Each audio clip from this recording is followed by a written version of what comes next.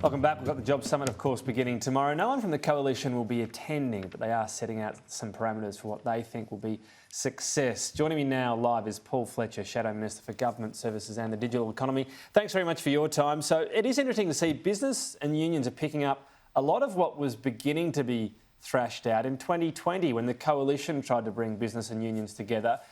Was it a mistake for the Coalition not to really press further and actually lock in some of those negotiations? Because in the end, nothing really came of it. Well, Tom, we do have a bit of a talkfest going on over the next couple of days.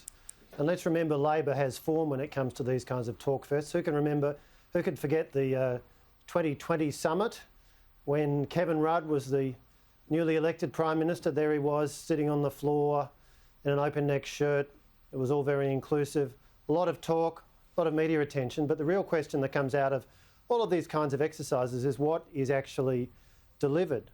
We need to see it made easier for small businesses to employ the people they need to grow. We need more people to work around Australia, including in our regions. We've proposed a very practical idea when it comes to increasing the pension work bonus so that Australians who are on the pension, older Australians who may want to work another day a week would be able to do so.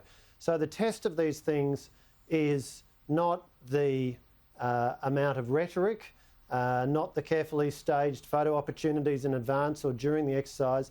It's the tangible outcomes.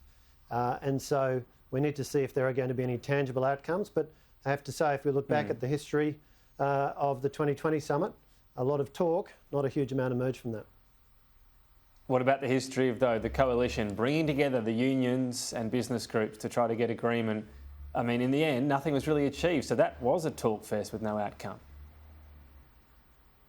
Well, unfortunately, Labor engaged in some significant undermining and sabotage. There were some quite specific measures that we took forward in legislation that Labor didn't support. Michaelia Cash, our shadow spokesman on workplace relations, has spoken overnight about the Coalition's attitude if something meaningful comes forward. We haven't seen anything. Clearly, when you look at issues like enterprise agreements, if there are benefits, then let's see them. As Michaelia has said, we haven't seen anything specific, but we'll keep an open mind.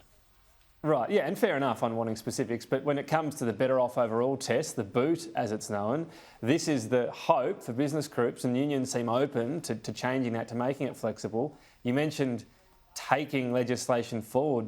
Why did the Coalition never actually take a change to the BOOT to Parliament and get people to vote on it? Oh, look, Tom, I'm not going to go through detailed exercises in the history of what we did and what we didn't do. A lot achieved. Not a lot of detail there, though. It's just not taking that change actually and getting people to vote on it. A lot achieved under our government over 9 years.